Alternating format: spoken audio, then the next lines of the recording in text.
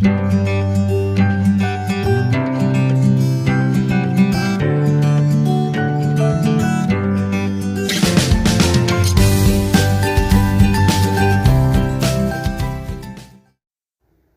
عليكم، كنتمنى تكونوا على خير وبصحه جيده. بمناسبه عيد الاضحى ان شاء الله غادي نحضروا مع بعض غريبه ديال الكاكاو. مقادير جد بسيطه، فقط بجوج ديال البيضات، وكتعطينا كميه وفيره، وصراحه كتجي من اروع ما يكون، كتجي هشيشه وزوينه بزاف. كنتمنى الفيديو ينال الاعجاب ديالكم، ولا عجبكم الفيديو ما تنساوش ديروا لي ابوني ولايك. وبسم الله غادي ندوزو لطريقه التحضير وذكر المقادير. اول حاجه كنديروا جوج ديال البيضات كيكونوا على حراره ديال المطبخ، ما جابدينهمش من الثلاجه. كذلك 125 غرام ديال السكر كلاصي، سكر ثقيل، و3 ديال المعالق ديال سنيده او 60 غرام، وساشي ديال سكر الفاني وبيان السكر المنكه بالفاني. نخلطوا هذا الخليط هذا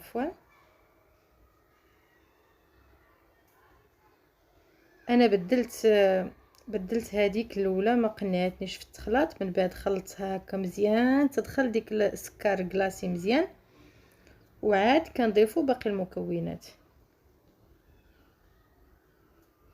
ضفنا هنا نص كاس ديال الزيت او 125 ملي، كنخلطوا مزيان، وكنضيفوا 3 ديال ساشيات ديال الكاكاو مر، كلهم من فئه ديال 7 غرام. ولا كان عندنا شكلاط لا عفوا الكاكاو مر هكا كنعبروا 3 ديال المعالق.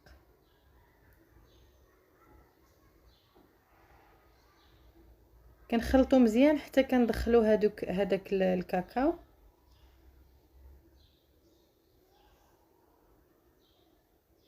هانتوما شفتوا تخلط مزيان. باش كنبداو نضيفوا الدقيق، عندي ساشي وحده ديال الخميره نخلطها مع الدقيق وعاد نضيف.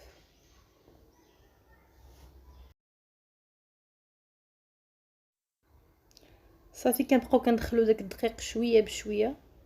الدقيق راه ماشي نفس الكاليتي، سا ديبون، مرات كيكون ماشي بحال دونك 300 غرام ممكن تضيفوا عليه. الدقيق انا ديجا مغربلاه قبل، دونك هذاك علاش ما احتاجيتش نغربلو. صافي كنحاولوا شويه بشويه باش ما نرونوا الدنيا، يعني كنبقاو غير بشويه حتى كندخلوا كاع الدقيق.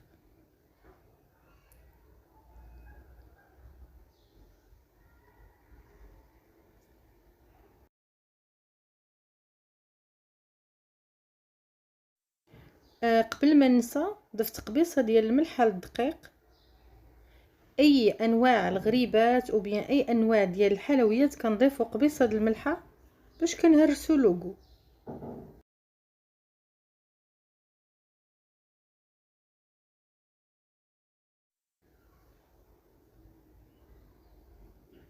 صافي كنبقاو مساعدين معها حتى كندخلوا داك الدقيق كامل. كيف قلت على حسب الجوده ديال الدقيق، على حسب الجوده ديال الفورس، يعني ممكن هذا يتشرب واللي عندكم لا، او بيان العكس. دونك كنزيدو شويه بشويه، كنحسوا بها كيجي الملمس ديالها متماسك، صافي كنعرفوا.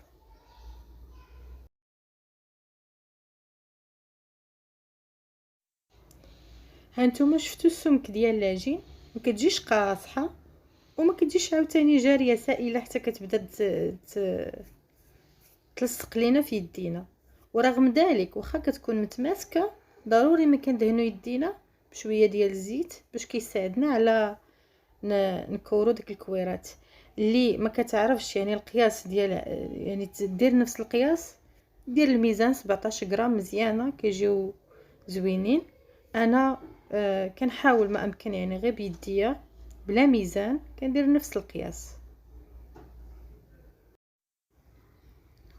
في هذا الاثناء كنكونوا مسخنين الفران، كنكونوا دايرين الفران فاتحينو يسخن على 180 درجه من الفوق ومن التحت، ولكن فاش كنبغيو نطيبوا الغريبه ديالنا كنطيبوها بحال البهله، بحال غريبه البهله، كيكون الفران سخون من الفوق ومن التحت.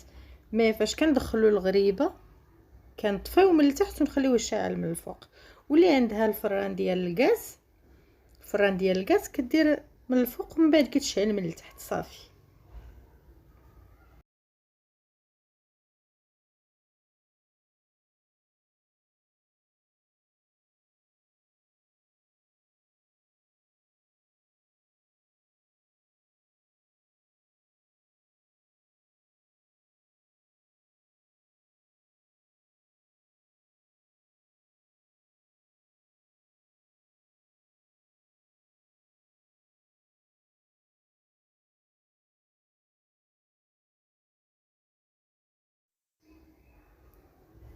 صافي من بعد ما كنساليو بالتكوار هذوك الكويرات كاملين كنفندوهم مزيان، كندخلوهم من الفران كيف قلت كيطيبوا بحال غريبه البهله باش كيتشقوا مزيان.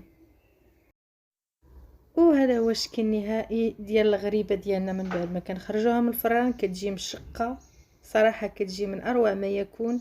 كنتمنى تجربوا الوصفه، وإلا عجبكم الفيديو ما تنساوش ديروا لي لايك لايك لايك. والى الملتقى بحول الله، مع السلامه.